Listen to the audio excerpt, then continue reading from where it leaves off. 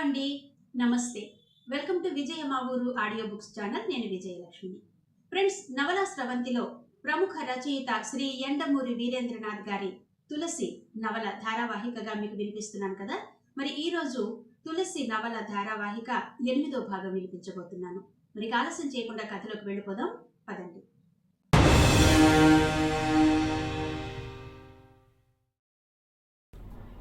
Abracadabra ఇంటికి చేరుకునేసరికి 10:30 అయింది.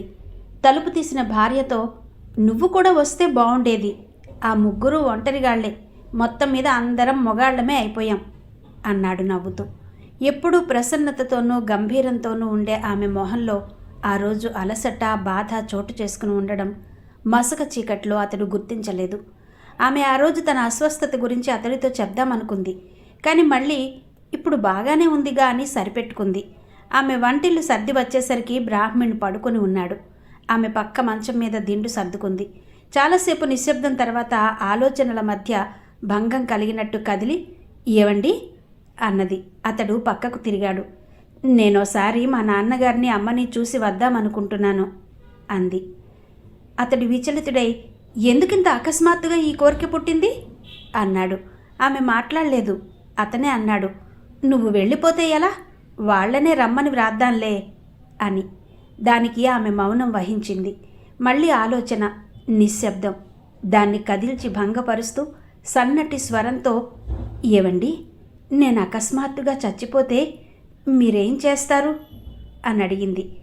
నెమ్మదిగా కానీ స్పష్టంగా వినబడిన ఆ ప్రశ్నకు మగత నిద్రలోకి జారుకుంటున్న బ్రాహ్మణ్ ఉలిక్కిపడి కళ్ళు విప్పాడు. నీకేమైనా మతిపోయిందా, పడుకో పడుకో అన్నాడు. ఆమె కళ్ళు మూసుకుంది. ఆమెకు తెలుస్తుంది మృత్యువు ఒకవైపు నుంచి కబళించడానికి రాబోతుందని. చదువుకున్న వాళ్ళు 6th సెన్స్ అంటారు, విజ్ఞులు ESP అంటారు. అవేవీ తెలియవు, కానీ మృత్యువు రాబోతుంది, అది తెలుస్తుంది. ఆమె కళ్ళు విప్పి భర్త వైపు చూసింది. నిర్మలంగా ప్రశాంతంగా నిద్రపోతున్నాడతడు. తను వెళ్ళిపోయాక ఇతడొక్కడు శేష జీవితాన్ని ఎలా గడుపుతాడు? ఎప్పుడూ నవ్వుతూ తుళ్ళుతూ తేలిగ్గా జీవితాన్ని గడుపుకునే ఇతడికి తను లేని లోటు ఎంత భరించలేనిదవుతుందో తనొక్కదానికే తెలుసు. అతడికి నిద్రాభంగం కలగకుండా నుదుటి మీద వెంట్రుకలు వెనక్కి జరిపి సుతారంగా ముద్దు పెట్టుకుంది.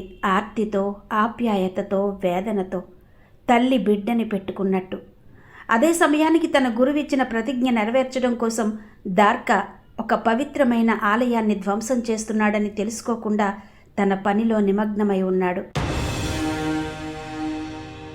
రాత్రి 11 కావస్తుంది.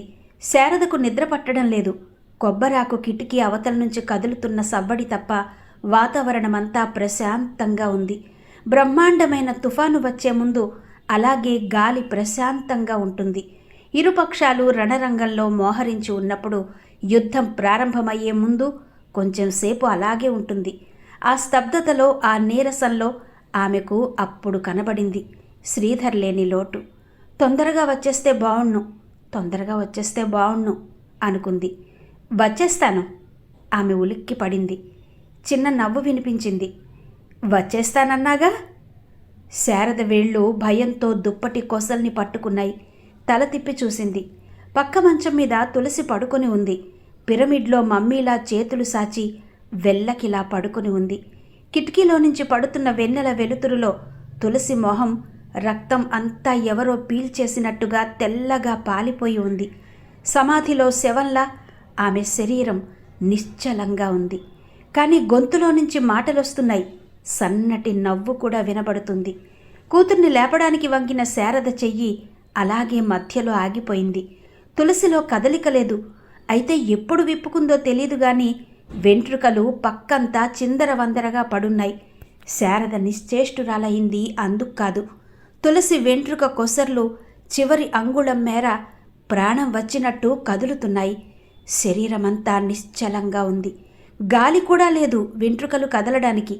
కానీ కొసర్లు మాత్రం బురదలో పురుగులు వికవికలాడుతున్నట్టు కదులుతున్నాయి. ఆ దృశ్యం ఎంత భయంకరంగా ఉందంటే శారద నోట కెవ్వుమన్న శబ్దం కూడా రాలేదు. అయితే దేవుడు, దెయ్యం ఇవేవీ లేవంటావు అని అడిగాడు వెంకట్ నవ్వుతూ.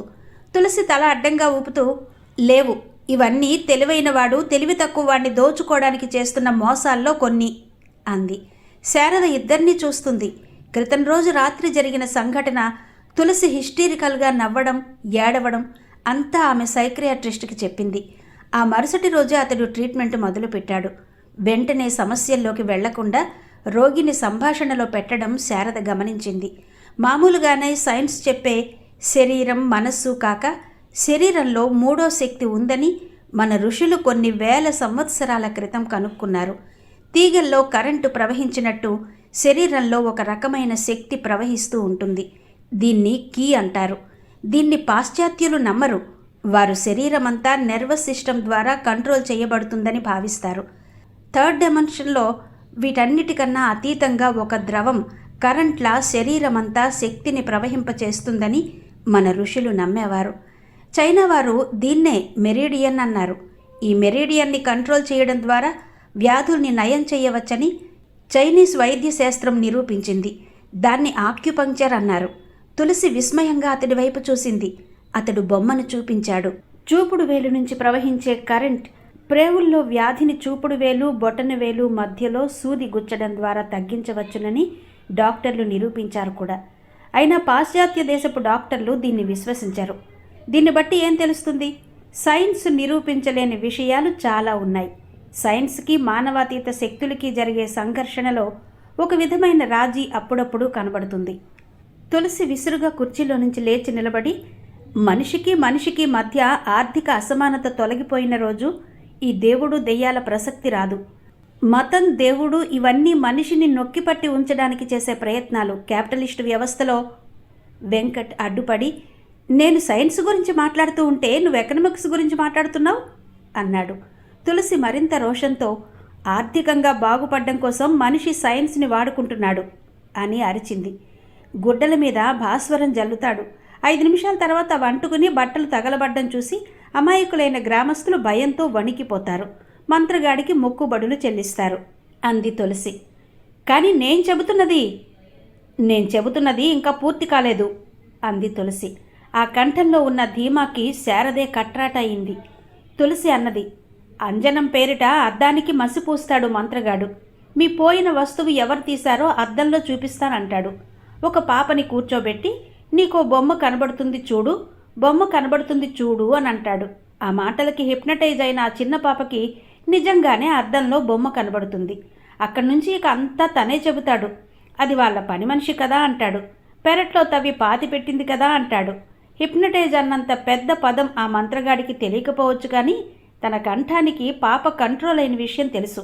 తనేం చెబితే పాపకి అంజనంలో అది కనబడుతుందన్న విషయం తెలుసు. చుట్టూ ఉన్నవాళ్ళు మాత్రం పాప బొమ్మ కనబడుతుంది అనగానే విభ్రాంతులైపోతారు. మంత్రగాడే తర్వాత పాపకి సూచనలు ఇస్తున్న విషయం పట్టించుకోరు. ఏది, నేను వస్తువు పారేసుకుంటాను, అంజనం వేసి వెతికి చెప్పమనండి చూద్దాం సవాల్ చేసినట్టుగా అంది తులసి.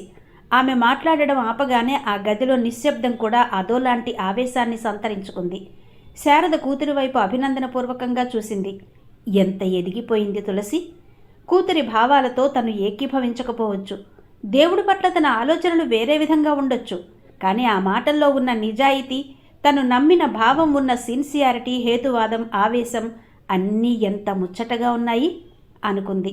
అంతలో తులసి అంది, నాకున్న పరిధిలో నేను మామూలు మంత్రగాళ్ల మోసాలు బయట పెడుతుంటే నాకు తెలియని సుషుమ్న కుండలిని గురించి చెబుతారెందుకు? నన్నెవరూ అర్థం చేసుకోరే అంటుంటే గుండెల్లో నుంచి దుఃఖం తన్నుకొచ్చింది. మొహం చేతుల్లో కప్పుకుని ఏడవసాగింది. ఒక్కసారిగా ఆమెను భరించలేనంత నిస్సహాయత ఆవరించింది. యుద్ధంలో అన్ని వైపుల నుంచి శత్రువులు చుట్టుముడుతుంటే ఒకటైపోయింది. ఒంటరితనంతో దుఃఖం తెంచుకుంది. చూస్తున్న శారద మనసంతా కూతురి పట్ల జాలితో నిండిపోయింది. చప్పున కూతురి దగ్గరకు వెళ్లబోయింది. వెంకట్ సంజ్ఞ చేసి ఆపు చేశాడు. సమ్మెట దెబ్బ వేయడానికి ఇనుమును బాగా కాలుస్తున్న కమ్మరిలా ఉన్నాడతను. నువ్వు దేవుణ్ణి నమ్ముతున్నావు తులసి, మానవాతీత శక్తుల్ని కూడా నమ్ముతున్నావు. నీ తండ్రి తల్లి ఇద్దరూ వాటిని నమ్మినవారే. నీ రక్తంలోనే అది జీర్ణించుకుపోయింది. తర్వాత సిద్ధేశ్వరి మీద నువ్వు సాధించిన విజయం నిన్ను చాలా ఎత్తుకు తీసుకెళ్ళింది. ఒకవైపు ఆస్తికత్వం, మరోవైపు నాస్తికత్వం, రెండు పరస్పర విరుద్ధమైన భావాల ఘర్షణ నీ మనసులో అనుక్షణం కదులుతూ నిన్ను బాధ పెడుతున్నాయి. అది స్కైజోప్రెన్సియాలోకి దిగబోతుంది అన్నాడు. వింటున్న శారద ఉలిక్కి పడింది. తులసి అతడి వైపు అయోమయంగా చూసింది. నువ్వు పక్క రూంలో పడుకో అని తులసితో అన్నాడు. ఆమె వెళ్ళిపోయాక అతడు తన ర్యాక్లో నుంచి ఒక ఇంజెక్షన్ సిరంజి తీశాడు. తులసి మనసులో ఏదో ఉంచుకుని బాధపడుతుంది. అదేదో బయటకు తీయాలి. అతడు ర్యాక్లో నుంచి చిన్న సీసా తీశాడు. ఏంటది అడిగింది శారద. పెంటథాల్ అన్నాడు వెంకట్. తన మనసులోని విషయాలను బయటకు తీసుకొస్తుంది, చూద్దురుగాని రండి అంటూ లోపలికి వెళ్ళాడు. శారద అతడిని అనుసరించింది. లోపల తులసి పడుకుని ఉంది. సిరంజిలోకి 500 మిల్లీగ్రాముల పెంటథాల్ని డిస్టిల్ వాటర్తో తీసుకున్నాడు. తులసి చేతిని వెనక్కి తిప్పి ఇంట్రావీనస్ ఇచ్చాడు. నిమిషం గడిచింది. అతడు సూదిని రక్తనాళంలో నుంచి బయటకు తీయకపోవడాన్ని శారద విస్మయంగా చూసింది. అది గమనించి అతను అన్నాడు, మనకి సమాచారం కావలసినంతసేపు ఈ ఇంజెక్షన్ ఇస్తూనే ఉండాలి. పెంటథాల్ రక్తంలో కలుస్తున్నంతసేపు రోగి సుషుప్తిలోకి వెళ్ళి తన మనసులోని భావాల్ని బయట పెడుతుంది. తనేం చెబుతున్నది రోగికి తెలీదు అన్నాడు. సైన్స్ ఎంతగా ముందుకెళ్ళింది. చూస్తుంటే శారదకి ఆశ్చర్యంగానూ అయోమయంగానూ ఉంది. కానీ ఇదంతా కళ్ళ ముందు జరుగుతూ ఉంటే లేదని ఎలా అనగలగటం? ఇంకొంతకాలం పోతే కోర్టులు అవి ఉండవన్నమాట. పెంటథాల్ మత్తులో నేరస్తుడు చెప్పిన విషయాల్ని నిజాలుగా తీసుకునే హక్కు న్యాయశాస్త్రానికి కలిగిస్తే చాలు అనుకుంది. తులసి కళ్ళు మూతలు పడడాన్ని ఆమె గమనించింది. నీ పేరు అడిగాడు వెంకట్. తులసి జవాబు చెప్పలేదు. ఆమె పూర్తిగా నిద్రలోకి జారిపోకుండా తట్టి లేపుతూ నీ పేరు అన్నాడు మళ్ళీ. తులసి. ఏం చదువుతున్నావు చెప్పింది. నాన్నగారి పేరు శ్రీధర్. అమ్మ శారద. నీకు నాన్న ఎక్కువ ఇష్టమా అమ్మంటేనా? నాన్నంటే. శారద మొహంలో చిరునవ్వు. కూతురి ఆప్యాయతను కూడా భర్తకి ఇచ్చేయడంలో ఉన్న తృప్తి. సినిమాలు బాగా చూస్తావా అడిగాడు మళ్ళీ. చూస్తాను. నీ ఫేవరెట్ యాక్టర్ ఎవరు? అమితాబ్ బచ్చన్. నవలలు చదువుతావా? చదువుతాను. ఇంగ్లీషా తెలుగా? అన్నీ. ఇంగ్లీష్లో నీ అభిమాన రచయిత ఎవరు చెప్పింది. తెలుగులో చెప్పింది.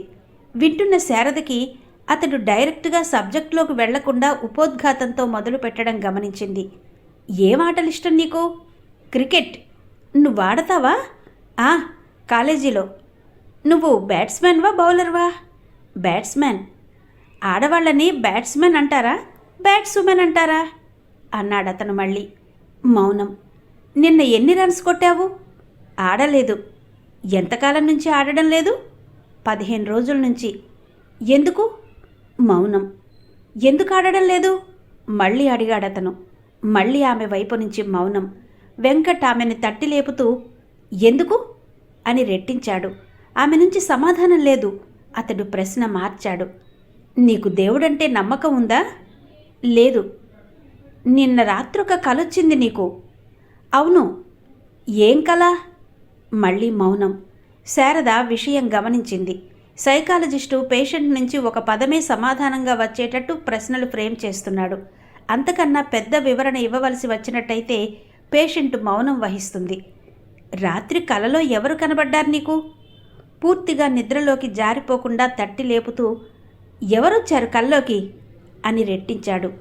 సదానంద చక్రవర్తి. ఎవరతను? సిద్ధేశ్వరి శిష్యుడు. వింటున్న శ్రోతలిద్దరికీ షాక్ తగిలినట్టయింది. తులసి రక్తనాళంలోకి ఒక్కో చుక్కే పెంటథాల్ ప్రవహిస్తుంది. సిరంజిని మరికొద్దిగా నొక్కుతూ చక్రవర్తి ఎక్కడున్నాడు అని అడిగాడతను. ఆకాశంలో. ఏమన్నాడు? రమ్మన్నాడు. శారదకి తులసి నిద్రలో వచ్చేస్తున్నాను అని అనడం గుర్తొచ్చింది. అయితే సదానంద కలలోకి రావడం ఏంటి? ఆమె ఆలోచిస్తూ ఉండగానే అతడు మరో ప్రశ్న వేశాడు. చక్రవర్తి ఇప్పుడెక్కడ ఉన్నాడు? చచ్చిపోయాడు. నువ్వు చూసావా?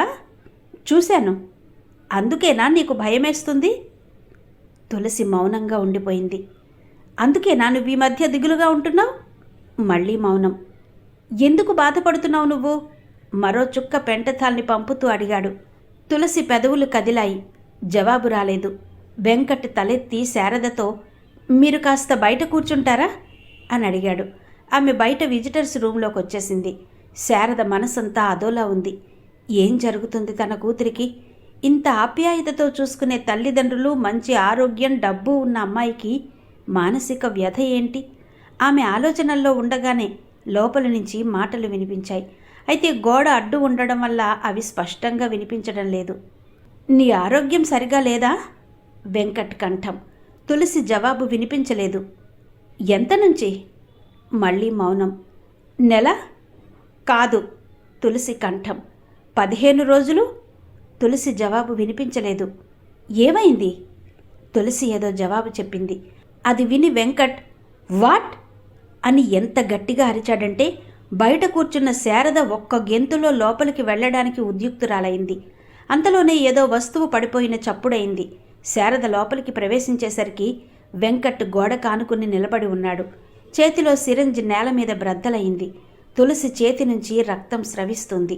శారద చూస్తుంది వాటిని కాదు, పక్క మీద తులసి కూర్చుని ఉంది. ఆమె కళ్ళు మూతపడి యోగ ముద్రలో ఉన్నట్టున్నాయి.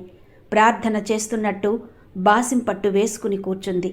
ఆమె నాలుక బాగా ముందుకొచ్చి మళ్ళీ మళ్ళీ లోపలికి మడత పట్టి వెళ్ళింది. కేచరిలో అలా. నేల మీద పెంటథాల్ ద్రవం నెమ్మదిగా పారుతోంది. ఫోన్ మోగింది.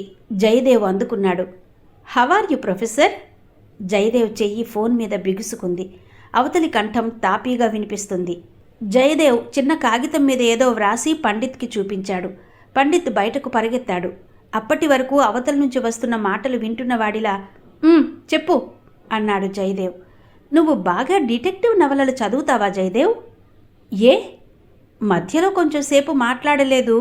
అంటే టెలిఫోన్ ట్రాప్ చేయమని నీ పక్కనున్న మనిషికి వ్రాసిచ్చావన్నమాట. కానీ సారీ, నీ చౌకబారు డిటెక్టివ్ పరిజ్ఞానం ఆటోమేటిక్గా టెలిఫోన్ ఎక్స్చేంజ్ సిస్టంలో పనికిరాదు. మళ్ళీ నవ్వుతూ రక్తం తాగేవాడే కావచ్చు, శత్రువే కావచ్చు, కానీ ప్రత్యర్థి చాలా తెలివైనవాడు. ఆ విషయం ఒప్పుకోవాలి అనుకున్నాడు జయదేవ్. అంతలో మళ్ళీ పిళ్ళై కంఠం వినిపించింది. నిన్ను చంపబోయే ముందు నీకింకొంచెం మానసిక ఘర్షణ పెడదామనుకుంటున్నాను. నీకు కాశ్మోరా గురించి తెలుసా? జయదేవ్ ఉలిక్కిపడ్డాడు. కాశ్మోరా? తంత్రశాస్త్రంలో కాశ్మోరా గురించి వ్రాసి ఉంది. 11 సంవత్సరాల తర్వాత లేచి అది తిరిగి ఆవహిస్తుందట. అంటే సరిగ్గా 10-11 రోజుల్లో తులసిని కాశ్మోరా పట్టుకోబోతుందన్నమాట. ఆ తర్వాత 7 రోజులకి తులసి మరణిస్తుంది అన్నాడు. నాన్సెన్స్ అన్నాడు జయదేవ్. నేను నమ్మను. నువ్వు నమ్మవు, అదే నాకు కావలసింది అన్నాడు పిళ్ళై. అటు నుంచి రోజు రోజుకి తులసి కృషించిపోతుంటే దానికి నువ్వు సైంటిఫిక్గా కారణాలు వెతుకుతావు. నేను చెప్పాను కాబట్టి ఇప్పుడు అది కాశ్మోరా అని నీకు తెలుసు. కానీ దాన్ని నువ్వు నమ్ముతున్నావంటే అందరూ నవ్వుతారు. నీ పని బోనులో పడ్డ ఎలకలా అవుతుంది. నీ కళ్ళ ముందే తులసి మరణిస్తుంది. అంతదాకా నువ్వు బ్రతికి ఉంటే నవ్వాడతను. కాశ్మోరా గురించి బయటికి కక్కలేవు, మనసులో ఉంచుకోలేవు. జయదేవ్ పళ్ళు బిగించి కాశ్మోరా పేరుతో నువ్వు మళ్ళీ ఏదైనా అనబోతూ ఉంటే పిళ్ళై అడ్డుపడ్డాడు. అప్పుడంటే లక్షల ఆస్తి కోసం చెయ్యవలసి వచ్చింది. ఇప్పుడు అవసరం నాకు లేదు.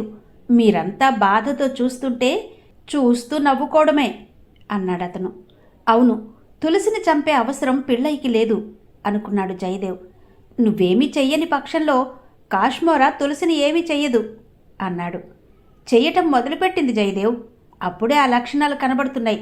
కావాలంటే ఆమె తల్లిని వివరాలు కనుక్కో. నీకింకా ఈ కాశ్మోరా గురించి వివరాలు కావాలంటే చెప్పగలిగేవాడు ఒక్కడే ఉన్నాడు. ఎవరు? పగ సాధించడం కోసం బిస్తా నుంచి వచ్చిన ఏకైక మహామాంత్రికుడు దార్కా. అతడే తులసిని చంపుతున్నాడు. ఫోన్ కట్ అయింది. మరింతకాలం నాకెందుకు చెప్పలేదు అన్నాడు కొద్ది కోపంతో జయదేవ్. శారద వెంటనే మాట్లాడలేదు. తర్వాత నెమ్మదిగా అన్నది. ఎంతో కాలం కాలేదు, 4 రోజుల నుంచే చిత్రంగా ప్రవర్తిస్తుంది. ఎదురింటి డాక్టర్ ఏమీ పర్వాలేదన్నాడు. అయినా ఇప్పుడు బాగానే ఉంది అంది. చిత్రంగా ప్రవర్తిస్తుందా? ఎందుకు? అతడు కాశ్మోరా గురించి చెబుదామనుకున్నాడు. కానీ దాన్ని నమ్మనప్పుడు దాని ప్రసక్తి ఎందుకు అనుకున్నాడు. మళ్ళీ వెళ్ళబోతూ ఆగి, దార్కా అన్న పేరు ఎప్పుడైనా వినడం జరిగిందా అని అడిగాడు. దార్కా అంది శారద ఏదో గుర్తు తెచ్చుకోవడానికి ప్రయత్నిస్తూ. మొన్న మాతో పాటే కారులో ఎయిర్పోర్ట్ నుంచి వచ్చాడు అంది.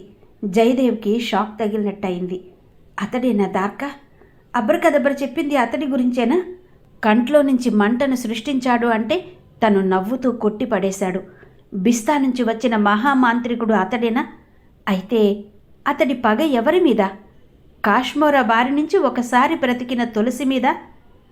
అతడు మీ కారులో ఎందుకెక్కాడు? అడిగాడు మళ్ళీ జయదేవ్. తులసికి సిద్ధేశ్వరి ఆలయంలో పరిచయం అయ్యాడట అతడు. సిద్ధేశ్వరి? నరాలు తెగిపోతాయా అన్నంత టెన్షన్ అతడిలో బయలుదేరింది. సిద్ధేశ్వరి అంటే శ్రీనివాస పిళ్ళై. శ్రీనివాస పిళ్ళై దార్కా ఒకటయ్యారా? అందుకే అతడు ఫోన్లో అలా సవాలు విసిరాడా? లేదు లేదు, కాశ్మోరా లేదు, అంతా నాన్ సెన్స్ అనుకున్నాడు. మరి దార్కా కంట్లోంచి వెలువడిన శక్తి? ఏది ఏమైనా తులసి అపాయంలో ఉన్నదనేది నిర్వివాదాంశం. అది కాశ్మోరా వల్ల కావచ్చు, దార్కా వల్ల కావచ్చు. క్రితంసారి ఎలక్ట్రానిక్ పరికరాల్ని ధ్వంసం చేసి ఆమెను కాపాడాడు. ఈసారి అది సాధ్యం కాకపోవచ్చు. శ్రీధర్ ఎప్పుడొస్తున్నాడు? అడిగాడతను. ఇంకో 10 రోజులు పట్టొచ్చు. అతడు నిశ్చయానికి వచ్చినట్టు తులసిని నాతో పాటు తీసుకువెళ్తాను అన్నాడు. శారద విస్మయంతో ఎక్కడికి అంది. వైజాగ్ అన్నాడతను. ఆమె కొన్ని రోజుల పాటు ఇక్కడ ఉండడం నాకు ఇష్టం లేదు. సైకియాట్రిస్టుల కాన్ఫరెన్స్కు 4 రోజుల పాటు వెళుతున్నాను. తనని తీసుకెళ్తాను అన్నాడు జయదేవ్. ఆమె కొంచెం తటపటాయించి ఆ పరిస్థితిలో కూతురికి మార్పు అవసరం గుర్తించి సరేనంది. ఏంటది? అంది తులసి. మెస్కలిన్ అన్నాడు వెంకట్. కేవలం నువ్వు అడిగావని ఇస్తున్నాను. ఇది తీసుకున్న తర్వాత మనసుని ప్రశాంతంగా ఉంచుకోవడానికి ప్రయత్నించు. చాలా హాయిగా ఉంటుంది. నవ్వడం కానీ బాధ కలిగించే ఆలోచన కానీ చేయకు. ఒకసారి నవ్వితే ఇక నవ్వు అలా వస్తూనే ఉంటుంది. కానీ మనసు ప్రశాంతంగా ఉంచుకుంటే నీ బాధలన్నీ మరచిపోతావు. అందుకే నువ్వు అడగగానే ఇది ఇస్తున్నాను అంటూ ఇచ్చాడు. కొంచెంసేపు తులసికి మామూలుగానే ఉంది. తర్వాత ఎంతో హాయిగా అనిపించింది. శరీరం గాలిలో తేలిపోతున్నట్టు, విమానంలో ప్రయాణం చేస్తున్నట్టు చిత్రమైన అనుభూతి కలిగింది. ఎలా ఉంది అని అడిగాడు వెంకట్. అంటూ తడబడింది. ప్రశాంతంగా అతను అందించాడు. ఆమె మామూలుగా తలూపడం కోసం తలూపింది. అయితే ఆ తల గాలిలో వెనక్కి వెళ్ళి ముందుకొచ్చి గెడ్డం కాలర్ బోన్ పక్కన మెడ కింద కొట్టుకుంది. చాలా గమ్మత్తుగా ఉంది. అవయవాలు స్వాధీనంలో లేకపోవడం. వెంకట్ లేచి పక్క గదిలోకి వెళ్ళాడు. ఏమీ తోచక టేబుల్ మీద పుస్తకం తీసుకోవడానికి చెయ్యి చాచింది. చెయ్యి గాలిలో ప్రయాణం చేస్తుందే గాని ఎంతసేపటికి టేబుల్ని చేరుకోవడం లేదు. 2 నిమిషాల ప్రయత్నం తర్వాత చెయ్యి ఇంకా తన తొడ మీదే ఉన్నట్టు గమనించింది. బాగా నవ్వొచ్చింది. అయినా నవ్వొద్దని డాక్టర్ చెప్పిన మాటలు జ్ఞాపకం వచ్చి బలవంతం మీద ఆపుకుంది. అతి కష్టం మీద పుస్తకాన్ని చేతిలోకి తీసుకుంది. చిన్నపిల్లల బొమ్మల పుస్తకం అది. బొమ్మలు మసగ్గా కనబడుతున్నాయి. ఒక గుర్రం చాలా వికృతంగా ఉంది. ఉందా లేక అలా కనిపిస్తుందా? ఒక రాజకుమారి నాజూగ్గా ఉంది. కానీ ఆమె మొహంలో భయం కొట్టొచ్చినట్టు కనబడుతుంది. ఇంకో పేజీలో గుర్రం అమ్మాయి మీదకొస్తుంది. మరో పేజీ తిప్పింది. మంత్రగాడు మంత్రదండాన్ని గాలిలోకి విసురుతున్నాడు. గుర్రం మనిషిగా మారిపోయింది. 4 కాళ్ళున్నాయి. మొహం మాత్రం మనిషిదే. రాజకుమారి తల తిప్పింది. అది తనే. గుర్రం మనిషి మరింత దగ్గరకొచ్చాడు. ముందు కాళ్ళు పైకెత్తి తల తిప్పాడు. అది సదానంద చక్రవర్తి. ఆమె కెవ్వున అరిచింది. సరిగ్గా అదే సమయానికి గేటు తెరుచుకుని జయదేవ్ లోపలికొస్తున్నాడు. చిన్న చప్పుడుతో కరెంటు పోయింది. లోపల నుంచి వెంకట్ అరుపు విని పరిగెత్తుకొచ్చాడు. అతడి చేతిలో కొవ్వొత్తుంది. ఏమైంది అన్నాడు. తులసి మాట్లాడలేదు. అప్పటికే ఆమె స్పృహ తప్పింది. వెంకట్ వంగి తులసిని లేపబోయాడు. తలుపు కొట్టిన ధ్వని వినిపించింది. అతడు కొవ్వెత్తి టేబుల్ మీద పెట్టి వెళ్ళి తలుపు తీశాడు. మెట్ల మీద నిలువెత్తు విగ్రహం జయదేవ్. కొవ్వొత్తి కాంతి జయదేవ్ మొహం మీద మసగ్గా పడుతుంది. గుడ్ ఈవినింగ్ డాక్టర్, నా పేరు జయదేవ్. గుడ్ ఈవినింగ్ ప్రొఫెసర్, లోపలికి రండి. జయదేవ్ లోపలికొచ్చాడు. కుర్చీలో వాలిపోయి ఉన్న తులసిని చూడగానే ఆందోళనగా ఏమైంది అని అడిగాడు. ప్రైమల్ థెరపీ అన్నాడు వెంకట్ తలవైపు చూస్తూ. జయదేవ్కి అంతకన్నా వివరణ అక్కర్లేదు. పేషెంట్ని మానసికంగా బలహీనపరిచి విషయాన్ని రాబట్టడాన్ని ప్రైమల్ థెరపీ అంటారు. తులసి మానసికంగా ఏదో బాధపడుతుందని శారద గారు చెప్పారు. ఏంటది అని అడిగాడు జయదేవ్. అది తెలుసుకోవడం కోసమే ఇదంతా అన్నాడు వెంకట్ జయదేవ్తో. శారద చెప్పింది. తులసి నిద్రలో మాట్లాడడం, నాలుక బయట పెట్టడం, రాత్రులు ఏడవడం అంతా. ఇద్దరూ కొద్దిసేపు మాట్లాడలేదు. జయదేవ్ జాలిగా తులసి వైపు చూశాడు. చిన్న మెదడు మనిషిని ఎన్ని బాధలకు గురి చేస్తుంది. ఆలోచనలతో, బాధతో, వ్యధతో, ఆనందంతో, ఉద్రేకంతో మనిషిని ఎంతలా ఆడిస్తుంది. తులసి లాంటి ఆరోగ్యకరమైన అమ్మాయి ఇలా ఎందుకు మారిపోయింది? కాశ్మోరా కాదు, సైకోసిస్, neurosis, psychosomatic deficiency, hysteria, epilepsy, schizophrenia, depression ఏదైనా అయి ఉండొచ్చు. కొంచెం సేపటికి తులసి తేరుకుంది. కళ్ళు విప్పి జయదేవుని చూసి హలో అంకుల్ అని పలకరించింది చాలా మామూలుగా. ఎలా ఉంది? బాగానే ఉందే. జయదేవ్ వెంకట వైపు తిరిగి ఏదైనా మందిస్తారా అన్నాడు. ఓ ఇంజెక్షన్ ఇస్తాను, రేపు మళ్ళీ చూస్తాను. తులసి డాక్టర్తో కలిసి లోపలికి వెళ్ళింది. వెంకట్ సిరంజిలోకి మందు తీసుకుని ఏది చెయ్యి అన్నాడు. చెయ్యివ్వకుండా తులసి నవ్వి మీ వయస్సు ఎంత డాక్టర్ గారు అంది. అతడు విస్తుబోయి 60 ఎందుకు అని అడిగాడు. మీకు మతిమరుపు ఎక్కువ అవుతుంది. మీరు చేస్తున్న ఇంజెక్షన్ ఏంటో చూసుకున్నారా అంది తులసి. వెంకట్ బాటిల్ వైపు చూసి నాలిక కరుచుకుని సారీ అన్నాడు. సిరంజ్ కడుగుతూ ప్రొగైనాన్ గురించి నీకెలా తెలుసు అని అడిగాడు. క్రికెట్ మ్యాచ్ గురించి ఏదైనా ఊరు వెళుతున్నప్పుడు కొంతమంది తీసుకునేవాళ్ళం అంది తులసి. 2 పోతో మొదలవడంతో పొరపాటు పడ్డాను. ప్రొల్యూటస్ 500 మిల్లీగ్రాములు ఇంజెక్ట్ చేస్తూ వెంకట్ అన్నాడు. ఆమె బయటకు వచ్చాక అప్పటి వరకు ఎదురు చూస్తున్న జయదేవ్ లేచి నిలబడ్డాడు. డాక్టర్ దగ్గర షేక్ హ్యాండ్ తీసుకుని ఇద్దరూ బయటకొచ్చారు. రేపు సాయంత్రం నాతో వస్తున్నావు అన్నాడు జయదేవ్. ఎక్కడికి? అది వెళ్ళేటప్పుడు చెప్తాను. జయదేవ్కి ఎంత భయం వేసిందంటే తను ఒకవేళ వైజాగ్ అని మనసులో అనుకుంటే ఆ విషయాన్ని కూడా సైన్స్ పరికరాల ద్వారా పిళ్ళై కనుక్కోగలడని అనిపించింది. తెల్లవారుజామున 4:30కి విద్యాపతి ఇంటి ప్రహారీ గోడ దూకి లోపల కాంపౌండ్లోకి వెళ్ళి చెట్టెక్కి ఆకుల మాటన కూర్చున్నాడు దార్కా. పొద్దున్న 6ంటికి విద్యాపతి తన స్టడీ రూంలోకి వస్తాడు. దాదాపు 2 గంటల సేపు పుస్తకాలు చదువుతూ కూర్చుంటాడు. కిటికీ పక్కన కూర్చుని ఒంటరిగా. అతడిని భస్మం చేయడానికి అంతకన్నా మంచి సమయం ఇంకొకటి ఉండదు. బయటైతే ఎవరన్నా చూసినా తన చూపు ఇంకెవరి మీదైనా పడినా కష్టం. ఇలా అయితే ఇంటి పెద్ద పోయి అందరూ ఏడుస్తూ ఉంటే అక్కడి నుంచి తప్పుకోవడం చాలా సులభం. అసలు ఈ పని 4 రోజుల క్రితం చేయాల్సింది. కానీ విద్యాపతి ఊరు వెళ్లడం వల్ల ఆలస్యమైంది. అతడి ఇంటి ముందు కాపు వేసి క్రితం రాత్రి అతడు రావడాన్ని చూశాడు. 6:30 అయింది. పక్షులు నిద్రలేచి కిలకిలా రావాలు చేస్తున్నాయి.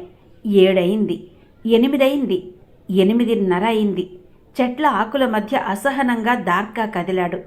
ఇంతలో గేటు తెరుస్తున్న చప్పుడు వినిపించింది. లోపలకు ఫియట్ దూసుకొచ్చింది. అందులో నుంచి దిగింది తులసి. దార్కా స్థాణువయ్యాడు. ఆ సమయంలో తులసి అక్కడికి రావడం దార్కాకు ఎందుకో అంత బాగా అనిపించలేదు. అతడు అసహనంగా తల విదల్చబోతుంటే అకస్మాత్తుగా గుమ్మం దగ్గర విద్యాపతి కనిపించాడు. ఫుల్ సూట్లో ఉన్నాడతను. దార్కా చెయ్యి చెట్టు కొమ్మ చుట్టూ బిగుసుకుంది. మరిక ఆలస్యం చేయదలుచుకోలేదు. రెండో చేత్తో కన్ను రుద్దుకున్నాడు. అతడికి తెలుసు, కన్ను రుద్దుకున్న మరుక్షణం కిరణం బయలుదేరుతుందని. అది ఇనుప తలుపును నిమిషంలో కాలుస్తుంది. మనిషిని క్షణంలో కాల్చి చంపుతుంది. విద్యాపతి మొదటి మెట్టు దిగాడు. దార్కా కంటి నుంచి చెయ్యి తీసి కన్ను తెరిచాడు. అయితే ఎవరూ ఊహించని విధంలో ఒక అనూహ్యమైన సంఘటన అకస్మాత్తుగా అనుకోకుండా చప్పున జరిగిపోయింది. తన కారుకు తులసి కారు అడ్డం ఉండడంతో విద్యాపతి, తులసి నీ కారు అడ్డుతీయి అంటూ లోపలికి వెళ్ళాడు. దూరంగా ఉన్న దార్కాకు ఈ మాటలు వినిపించలేదు. అతడు కన్ను రుద్దుకుని సంసిద్ధుడై కన్ను తెరిచేసరికి విద్యాపతి లోపలికి వెళ్లడం, అతడు ఉన్న మెట్ల మీదకు అదే సమయానికి లోపల నుంచి విద్యాపతి మనవరాలు పరిగెత్తుకు రావడం ఒకేసారి జరిగిపోయినాయి. దార్కా చప్పున కన్ను మూసుకోబోయాడు. కానీ అప్పటికే ఆలస్యం జరిగిపోయింది. లోపల నుంచి గాలిలా దూసుకొచ్చిన ఆ పాప మెట్టు మీదకు దిగగానే ఏదో తగిలినట్టు ఆగిపోయింది. ఆ పాప చేసిన ఆర్తనాదం ఎవరి హృదయాన్నైనా కదిలించేలా ఉంది. దార్కా చేత్తో కన్ను మూసుకున్నాడు. లోపల నుంచి ఈ లోపులో తులసి వచ్చింది. అప్పటికే పాప మోకాళ్ల మీద నుంచి క్రిందకు కూలిపోయింది. గుండెని నొక్కి పట్టిన ఆ చిన్నారి చేతులు క్షణం పాటు అటు ఇటు కొట్టుకుని కొద్దిసేపటికి అచేతనమయ్యాయి. తులసి ఎంతలా నిర్విన్నురాలయ్యిందంటే ఆమె అసలు ఒక శిలలా మారిపోయిందా అనిపించింది. లోపలున్న విద్యాపతి మనవరాలి ఆక్రందన విని ముందు బయటకొచ్చాడు. విద్యాపతి పాప తలను ఒళ్ళో పెట్టుకున్నాడు. అందరూ చుట్టూ మూగారు. క్షణం తర్వాత చేతుల మీద శరీరాన్ని లోపలికి తీసుకెళ్లాడు. అంతే, దార్కాకు కనిపించింది అక్కడి వరకే. ఆ తర్వాత 1 నిమిషానికి లోపలి నుంచి రోదనలు వినిపించాయి. బయట గేటు దగ్గర గూర్ఖా కూడా లోపలకు పరిగెత్తాడు. వెళ్ళిపోవడానికి అదే మంచి అదను. అయినా దార్కా వెళ్ళలేదు. అసలు అతడిలో చలనం లేదు.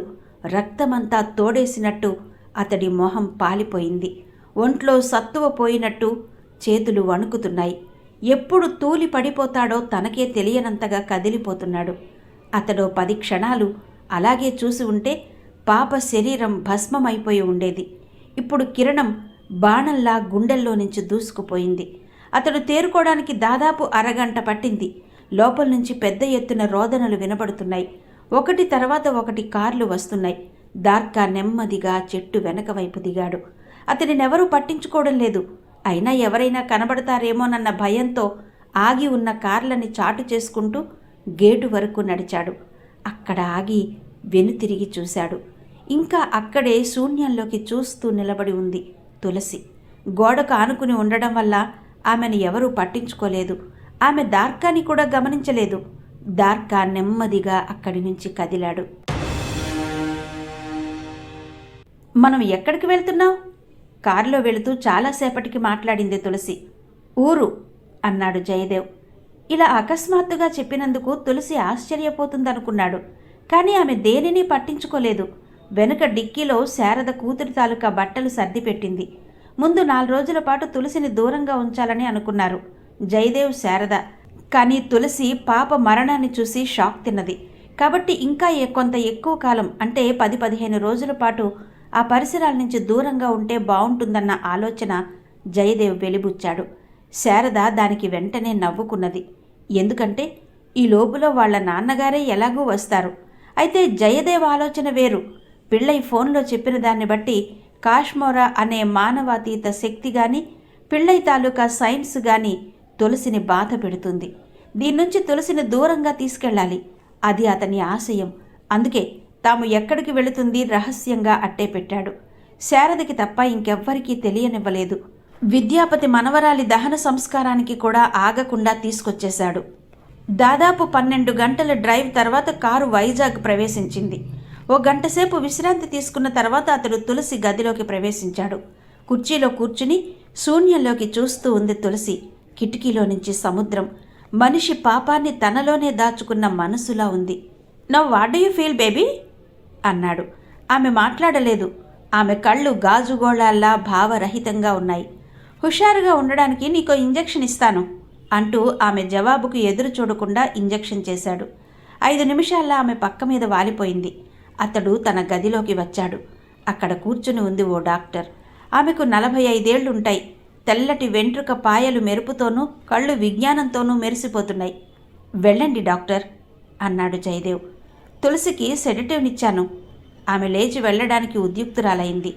జయదేవ్ అన్నాడు, ఏదీ వదిలిపెట్టవద్దు, జాగ్రత్తగా పరీక్ష చెయ్యండి అని. డాక్టర్ తలూపి లోపలికి తులసి గదిలోకి వెళ్ళింది. ఆమె చేతిలో చిన్న కంప్యూటర్లా ఎలక్ట్రోమాగ్నెట్ డివైజ్ ఉంది. ఇంకో చేతిలో మెటల్ డిటెక్టివ్ ఉంది. తులసి మంచం పక్కనే నిలబడి పేషెంట్ వైపు చూసింది. ముగ్ధంగా మనోహరంగా నిద్రపోతున్న ఈ అమ్మాయి మానసిక ఘర్షణకి కారణాన్ని ప్రొఫెసర్ జయదేవ్ ఎంత లోతుగా ఆలోచిస్తున్నాడు. Science, science, science, damn it. ఆమె నెమ్మదిగా వేళ్లతో తులసి చీర కుచ్చెళ్లను తప్పించింది. ఆ తర్వాత జాకెట్ని, బ్రాని. లేత సాయంత్రపు సూర్యకాంతి సముద్రం మీద నుంచి విశ్లేషణ చెంది శరీరం మీద పరావర్తనమవుతుంది. చాలామంది అమ్మాయిలు చీరల్లోనే బాగుంటారు. తులసి అలా కాదు. ఓ పాలరాయిని గుర్తు తెలియని గ్రీకు శిల్పకారుడు ఏళ్ల తరబడి నిద్రాహారాలు మాని చెక్కినట్టుంది. క్షణంలో తేరుకుని డాక్టర్ తన పనిలో నిమగ్నమైంది. తులసి వెంట్రుక చివర్ల నుంచి కాలి బొటనవ్రేలి గోరు వరకు క్షుణ్ణంగా పరిశీలించింది. ఈ లోపులో జయదేవ్ తన స్నేహితుడికి ఫోన్ చేశాడు. అతడు మద్రాసు వెళుతుంటే తన కారు అతడికిచ్చి అతడి కారు తీసుకున్నాడు. తమ తాలూకా వస్తువులేవి తులసి దగ్గరలో ఉంచడానికి వీలు లేకుండా జాగ్రత్త పడుతున్నాడతడు. డాక్టర్ జయదేవ్ ఉన్న గదిలోకొచ్చింది. ఏవైనా దొరికిందా? ఫోన్ పెట్టేస్తూ అడిగాడతను. లేదు, ఆమె శరీరమంతా పరీక్షించాను. చివరికి గాజులు, చెవి పోగులు కూడా చెక్ చేశాను. ఏ ఫారిన్ బాడీ ఆమెలో గాని, ఆమె ధరించిన ఆభరణాల్లో గాని లేదు. జయదేవ్ సంతృప్తిగా ఊపిరి పీల్చుకున్నాడు. 11 సంవత్సరాల క్రితం ఒక తాయెత్తు ద్వారా తులసికి సంకేతాలు పంపాడు పిళ్ళై. ఈసారి అన్ని మార్గాలు ఇప్పట్నుంచే మూసేస్తున్నాడు తను. జయదేవ్ ఇలా ఆలోచిస్తున్న సమయంలో అక్కడ శారదకి ఫోన్ వచ్చింది. ఎవరు మీరు అని అడిగిందామె. తులసి క్రికెట్ టీం తాలూకా కోచ్ని, తులసి కావాలి అన్నాడు పిళ్ళై. తులసి ఊళ్ళో లేదు. పిళ్ళై ఉలిక్కి పడ్డాడు. లేదా అన్నాడు. ఏ ఊరెళ్ళింది? తెలీదు అన్నది శారద. సిలోన్ వెళ్లే క్రికెట్ జట్టు ఎంపిక జరుగుతుంది. ఆమె అవసరం చాలా ఉంది అన్నాడతను. సారీ, తులసి క్రికెట్ ఇక ఆడదు. ఫోన్ పెట్టేసింది శారద. తులసి గురించి ఏమీ మాట్లాడవద్దని ఆమెకు ప్రత్యేక సూచనిచ్చాడు జయదేవ్. ఫోన్ డిస్కనెక్ట్ అవడంతో పిళ్ళై కుర్చీ వెనక్కి చారబడ్డాడు. అతడి మొహం గంభీరంగా ఉంది. సాలోచనగా చెయ్యి సాచి సిగార్ వెలిగించుకున్నాడు. రాత్రి 12 అయింది. శ్మశానం మూలలో ఎండిన చెట్టు మొదట్లో కాళ్ళు సాచి చెట్టుకు చేరబడి నిస్త్రాణగా కూర్చుని ఉన్నాడు దార్క. అతడి మొహం భావరహితంగా ఉంది. కానీ జాగ్రత్తగా గమనిస్తే ఎదుటి మంట వెలుగులో ఆ మొహంలో ప్రతిబింబిస్తున్న బాధ వీచికలు కనపడకపోవు. అతడి ఎదురుగా మంట ఉజ్వలంగా వెలుగుతుంది. ఎర్రగా నాలుకలు సాచి 8 దిక్కులకు ప్రతినిధులైన 8 ఎముకలు ఆ మంటల్లో కాలుతున్నాయి. ఆ రోజు పూజ పూర్తయింది. అయినా అతడు అక్కడి నుంచి లేవలేదు. అలాగే కూర్చుని ఉండిపోయాడు. ఆలోచనల్లో సముద్రపు హోరు, గుండెల్లో అనూహ్యమైన వ్యధ. అతడి కళ్ళ ముందు ఒకే దృశ్యం పదే పదే కదలాడుతున్నది. ఒక పాప, 10 ఏళ్లది, అల్లరిని అమాయకత్వాన్ని కలబోసుకున్నది. బాణంలా లోపల నుంచి బయటకు దూసుకొచ్చింది. లేడిలా కింది మెట్టు మీదకు దూకింది. అంతే, వేటగాని బాణం డొక్కలో తగిలిన లేడిలా విలవిలలాడింది. భూమి మీదకు వాలిపోయింది. ఆ వేటగాడు తనే నిర్లక్ష్యంగా, నిర్దాక్షిణ్యంగా చంపేశాడు. తనకి నిష్కృతి లేదు. శక్తి ఉన్నదన్న అహంతో తొందరపడ్డాడు. తప్పు తనదే. ఎర్రటి మంటలు తన వైపు తీక్షణంగా చూస్తున్నట్టు అనిపించింది. పరిశీలిస్తే అందులో ఆచార్యుల వారి ఆకృతి గోచరించింది. దార్కా, నాకిచ్చిన మాట ఏం చేశావు అని 1000 గొంతులతో ప్రశ్నిస్తున్నట్టు ఉంది. ఒక అమాయక ప్రాణిని నీ శక్తితో బలిపెట్టడానికి నీకేం అధికారం ఉంది దార్కా అని పరిహసిస్తున్నట్టు ఉంది. అతనికి దుఃఖం వచ్చింది. అది కంటి నీరు కాదు, కడుపులో తెరలుగా పెళ్ళుబుకే దుఃఖం. ఎంతో మానసిక వ్యధతో మనసంతా కదిలిపోతే తప్ప మగవాడికి అటువంటి దుఃఖం రాదు. కాలుతున్న ఎముక చేతిని కాలుస్తుంది. మనసు మంటతో పోల్చుకుంటే అదేపాటిది. అతడు ఆచార్యుల వారిని తలుచుకున్నాడు. ఓ నా గురువా, నేను నీకిచ్చిన మాట నిలబెట్టుకోలేనందుకు ఈ శిక్ష విధించుకుంటున్నాను. సర్వశక్తి సంపన్నమైన ఈ విద్య ఇంత వినాశకరమైందని తెలిసి దీన్ని ఈ క్షణమే విడిచిపెడుతున్నాను. నా వల్ల జరిగిన పాపం ఈ శిక్షతో పరిహారమయ్యేలా అనుగ్రహించు. ఆ తరువాత 2 చేతులతోనూ ఎముకను కంటి వద్దకు తెచ్చుకున్నాడు. ఇనుప ఊచలా ఉన్న ఎర్రటి ఎముక భగభగ మండుతూ అతడి ఎడమ కంటిలోకి చొచ్చుకుపోయింది. గంగవెర్రులెత్తించే బాధ అతడి గొంతులోనే సుడులు తిరిగి ఆగిపోయింది. బాధతో బిగించిన పెదవి పళ్ల కింద నలిగి ఓ చుక్క రక్తం కారిందంతే. ఆర్ద్రతతో శ్మశానమే వణికింది. చిరుగాలి అతడిని ఆప్యాయంగా జాలిగా స్పర్శించింది. కాలిన రక్తపు వాసన ఆ గాలిలో వ్యాపించింది. తనకి కోపమొస్తే 3వ కన్ను తెరిచే దేవుడు ఆ కన్నే శక్తిగా భక్తుల్నించి పూజలందుకుంటున్న ఆ శివుడి కన్నా తన కంటి శక్తి ప్రపంచానికి హానికరమైందని తెలుసుకుని దాన్ని వదిలిపెట్టిన దార్క 1000 రెట్లు గొప్పవాడు. విన్నారు కదండి. ప్రముఖ రచయిత శ్రీ యండమూరి వీరేంద్రనాథ్ గారి తులసి నవల ధారావాహిక 8వ భాగం. మిగిలిన కథ రేపు ఇదే సమయానికి అంటే 7:15 తర్వాతి కథతో మళ్ళీ మీ ముందుకు వస్తాను. అంతవరకు సెలవు. నమస్తే.